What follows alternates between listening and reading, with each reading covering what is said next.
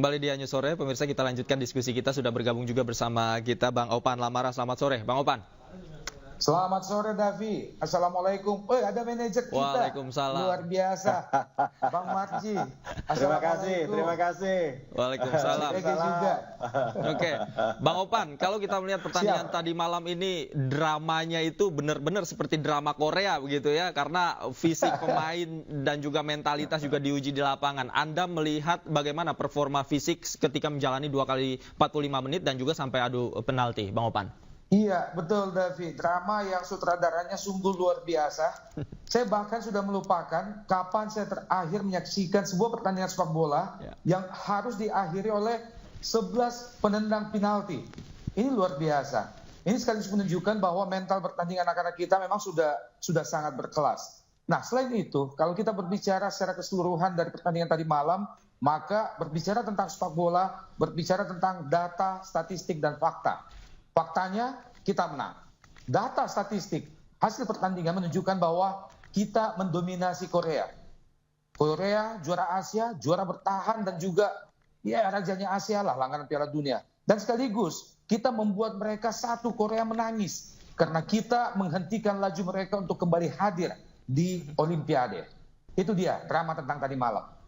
Oke. Saya juga ke Bang Ege. Bang Ege melihat bagaimana perkembangan yang dialami oleh timnas kita dari tahun ke tahun. Ini tentu saja berita menggembirakan. Bagaimana Anda melihat perkembangan performa timnas kita? Ya, tentu saja saya menyaksikan timnas senior juga dengan timnas U23 ini. Beberapa pertandingan terakhir itu kita menang lawan Vietnam 1-0. Kemudian di Vietnam sendiri kita juga menang. Lalu di Piala Asia Senior kita juga berhasil keluar dari grup. Dan yang saya saksikan tadi malam itu menurut saya adalah salah satu tim anak muda, sekali lagi U23 pada level Asia yang sudah mampu bertanding di kelas dunia begitu ya. Dan terima kasih seperti tadi yang disampaikan oleh Opan dan juga Pak Sumarji. Tim ini sangat terbuka ya, jadi pada kesempatan tertentu saya diberikan 1-2 kali datang ke hotel berbicara dengan Pak Sumarji dan dengan teman-teman itu, dan mereka sangat teliti menyiapkan Opan dan para pemirsa mengenai kemungkinan-kemungkinan seperti yang terjadi tadi malam itu. Jadi bagaimana mental harus terjaga, ada kelas motivasi yang dipimpin antara lain oleh Pak Sumarji gitu ya, dan ditambah lagi dengan betul-betul saya melihat mereka itu bermain lepas ya. Lepas, tenang, walaupun di sepak bola pasti ada juga persoalan keberuntungan, ada momen-momen yang belum tentu bisa dimanfaatkan semuanya. Kita tahu, tentu saja timnas kita kemarin juga memperoleh beberapa momen yang sebetulnya bisa menambah semua data statistik yang ada yang sudah disampaikan oleh Opan Lamara tersebut. Dan hampir sama Pak Sumarji, saya membayangkan tidak hanya Pak Sumarji di lapangan, tapi seluruh pemirsa kita, serta saya sendiri juga sudah lupa kapan saya menyaksikan adu penalti yang begitu panjang yang menghasilkan skor 11-10 gitu. Oke. Saya ke Pak Sumarji. Pak Sumarji, kalau kita kan masyarakat Indonesia ini nonton bareng semua, melihat dari layar kaca di televisi bagaimana yang terjadi di lapangan. Sebenarnya kalau di sana adakah momen-momen tertentu, momen-momen khusus yang memang Pak Sumarji dan teman-teman termasuk timnas ini lakukan ketika menjelang bertanding ataukah sesudah bertanding? Jadi begini, di tim ini kan kami semua selalu membawa yang namanya persiapan sebelum bertanding dan setelah kan. Jadi kaitannya dengan sebelum bertanding tentu yang sesuai jadwal yang ada kan, pertama pasti sebelum berangkat kita selalu berikan motivasi kepada para pemain secara bersama-sama. Berikut juga bagaimana memantapkan lagi berkaitan dengan strategi di tim ketika kita mau menghadapi siapa lawan kita. Sehingga itu betul-betul anak-anak itu keluar dari hotel menuju ke lapangan itu sudah betul-betul siap lah, baik secara dari sisi mental, hatinya dan juga keinginannya, fisiknya, semuanya lah sudah kita persiapkan itu dengan baik. Nah, tentu ketika di di pertandingan juga ada beberapa catatan-catatan yang memang harus dievaluasi kan, disampaikan ketika misalkan si A si B itu mengalami sesuatu yang tidak sesuai dengan skema yang sudah ada. Kan biasalah di sepak bola seperti itu. Apalagi di pergantian di jeda waktu istirahat itu tentu itulah yang kita pakai untuk memotivasi lagi para pemain agar supaya on the track ya, sesuai dengan apa yang sudah di game plan yang sudah disampaikan dan strategi sudah ditentukan seperti itu. Nah, saya perlu sampaikan katanya dengan yang pertandingan kemarin, karena ini kan pertandingan yang betul-betul sangat luar biasa. Bagaimana mungkin kita menghadapi Korea tetapi kita bisa menguasai semua seperti itu. Jadi Mas Opan sampaikan kan dari statistik aja, lihat coba siapa yang lebih unggul kan, mulai dari penguasaan bola dan sebagainya. Baca di statistik lah, datanya seperti apa, faktanya seperti apa kan. Ya boleh dikatakan kita sedikitlah menyombongkan diri untuk saat sekarang ini ya, untuk 2-3 begitu ya. Tetapi itu semua kan berdasarkan by proses yang tidak instan kan. Prosesnya yang cukup panjang itu. Itu yang selama ini kan yang harus masyarakat juga ketahui. Proses yang cukup panjang itu tentu kan harus diawaki oleh seseorang yang memang mampu dan bisa membawa proses itu dengan baik. Kan itu. Contoh misalkan bagaimana sih Coach Sintayong itu membawa proses itu dengan baik. Tentu kan itu kami semua yang selalu ada dan kami selalu memonitor begitu ya. Karena kebetulan kan saya di samping BTN juga saya manajer sama Pak Hendri, sama-sama lah kita memonitor dan kami selalu diskusi berkaitan dengan itu. Nah, yang terakhir berkaitan dengan hasil ya, tentu hasil itu kalau kita lihat kemarin hasilnya ya siapa tidak bangga. Pertandingan 90 menit plus 10 ditambah lagi perpanjangan waktu lagi 15 kali 2. Terus setelah itu hasilnya masih tetap ini adu penalti. Itu drama yang luar biasa. Bagaimana kita nggak sakit perut itu asal lampu nggak naik. Ya, jadi deg-degan sepanjang waktu ya Pak Marji. Campur aduk lah itu saya kira. Tetapi ini semua adalah berkat kerja keras semuanya tim. Mulai dari federasinya sangat intens, ketua umum sangat intens memperhatikan kita, meminta contoh misalkan kemarin bagaimana sih proses sanatan dan lain sebagainya. Jadi semuanya tuh proses ini adalah proses yang cukup panjang dan kita harus berterima kasih kepada tim ini secara keseluruhan. Bukan kepada tim kepelatihan saja tetapi juga kepada federasi, kepada juga anak-anak pemain dan juga pada supporter dan seluruh masyarakat Indonesia. Karena masyarakat Indonesia kan yang mendoakan. Karena harus ingat tuh ya, kalau namanya sepak bola kalau sudah nyangkut adu penalti itu ada faktor luck-nya gitu. Jadi faktor luck-nya itulah, keberuntungan itulah, itu berkat doa dari semuanya. Ya, akhirnya hasilnya seperti ini. Nah, kemarin begitu di ruang ganti kita semuanya kita luapkan kegembiraan itu, tetapi saya juga sampaikan kepada para pemain. Jadi kita luapkan kegembiraan itu setelah ketua umum datang memberikan semangat, tambahan semangat kepada para pemain, mengucapkan terima kasih dan lain sebagainya. Sekarang setelah kegiatan itu selesai, ya saya sudah sampaikan euforia cukup sampai di ruang ganti. Gitu. Setelah selesai di ruang ganti ya sudah selesai. Kembali ke hotel, udah kita fokus kepada pertandingan semifinal. Seperti itu. Nah, selain proses panjang juga konsistensi ini kan perlu dijaga. Saya ke Bang Opan, bagaimana kemudian menjaga konsistensi mereka sebelum nantinya juga menghadapi antara Uzbekistan dan Arab Saudi. Ini juga lawan yang bukan ringan begitu. Iya, betul. Van, saya termasuk pengamat yang selama ini sangat kritis atas keberadaan Sintayong di timnas Indonesia. Ya, 3 tahun lebih saya sangat kritis. Bisa dilihat dari jejak digital saya. Tapi hingga laga saat kita menghadapi Australia, kemudian puncaknya saat kita menghadapi Yordania, saya akhirnya harus berubah haluan dan mengatakan bahwa tim ini telah berubah menjadi tim yang sangat berkelas. Itu poinnya. Nah, yang kedua, kalau kita berbicara sepak bola, sekali lagi saya selalu berbicara dari 2 hal ya, backgroundnya 2 hal.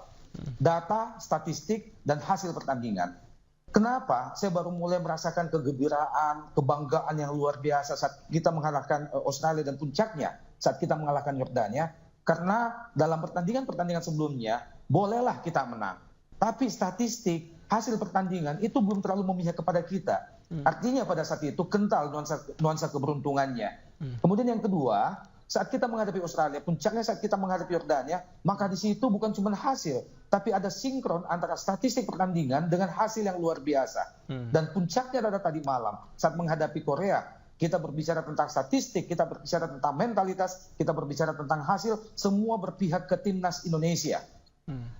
Teknik anak-anak luar biasa, kerjasama sangat berkelas. semangat, mentalitas bertanding mereka sangat berkelas. Dan yang selama ini kita kedodoran adalah stamina atau fisik anak-anak. Itu juga sudah sangat luar biasa, sangat berkelas. Tinggal bagaimana 3-4 pemain lainnya memang sangat kelihatan staminanya masih agak kedodoran, ini harus terus dipoles agar bisa mengimbangi teman-temannya yang lain. Nah, berbicara ke depan, maka kita berbicara tentang masa depan sepak bola Indonesia bahwa jika tim ini dipertahankan, kemudian kepelatihan ini dilanjutkan, dan jangan lupa sosok-sosok di balik itu ada manajer, ada Pak Marji, ya ada Pak Henry. Ini juga keberadaan mereka sangat fatal. Artinya ini adalah merupakan satu keluarga besar yang sudah sangat kompak, sudah sangat utuh dan memberikan bukti.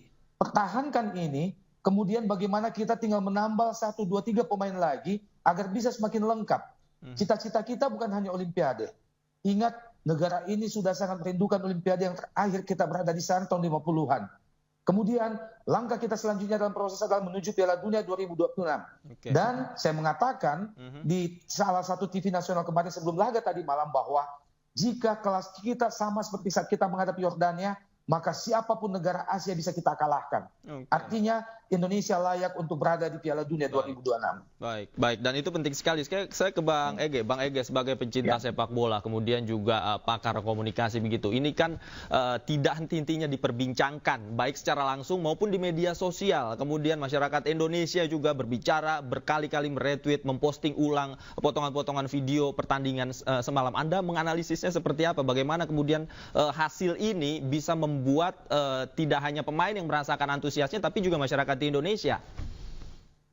Ya, jangan-jangan Davi, memang masyarakat Indonesia ini adalah masyarakat yang sedang haus sekali pada prestasi sepak bola. Dan kita memang pernah sempat besar ya, setidaknya macan Asia, Opan dan Pak Sumarji. Nah, lebih daripada itu, kita juga sedang melihat suatu kebangkitan ya, suatu gaya bermain baru, kelas dunia, tidak ada capeknya. Dan bahkan saya ingin mengatakan pertahanan kita kemarin waktu melawan Korea Selatan itu jauh lebih baik dibandingkan ketika kita melawan Yordania. Selalu ada peningkatan-peningkatan, sekali lagi catatan statistik juga luar biasa, hanya mungkin umpan silang Korea Selatan lebih unggul, selain itu relatif timnas Garuda kita lebih unggul. Nah, catatan yang penting ini terhadap pertanyaan Davi tadi sebetulnya terlihat juga dari apa yang ada di stadion yang sangat akrab dengan kita ini. Abdullah bin Khalifa Duhail yaitu ya. Dimana kita lihat sebagian besar itu yang datang adalah penonton kita. Anda bisa bayangkan ya, sekitar 5.000 lebih penonton. Bahkan kalau menurut Struits itu dia akan bermain di depan 10.000 fans Indonesia katanya. Jadi itu selalu setiap kali ada pertandingan sekitar lebih dari 5.000 warga kita datang ke sana. Tentu saja terima kasih kepada, saya kebetulan mengenal satu demi satu duta besar kita, His Excellency Ridwan Hasan, Pak Ali Murtado dari kedutaan, kemudian ada Dadan, Vidi, Afif, Sudirman. Mereka ini semua seperti masyarakat kita juga. Kalau tadi malam pasti sangat banyak yang begadang ya. Mudah-mudahan kalaupun telat masuk kantor, tapi tetap masuk kantor lah gitu.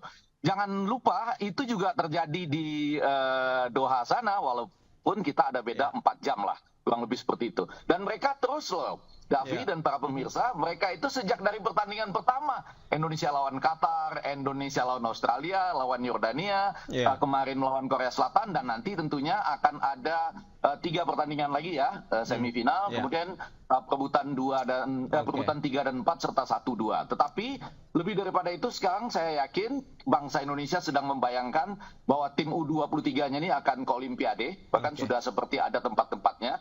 Kalau Anda juara nanti Anda masuk pool bersama dengan Israel, Mali. Kalau Anda nomor 2 Anda masuk pool bersama dengan Spanyol, Mesir. Kalau nomor 3 bersama Argentina, Maroko. Kalau misalnya itu menjadi nanti berhadapan dengan Guinea dulu, maka Anda akan masuk di pool bersama-sama dengan Amerika, Prancis, dan Selandia Baru. Jadi sudah ada bayangan seperti itu ya untuk ke Olimpiade, karena kita sudah di semifinal begitu.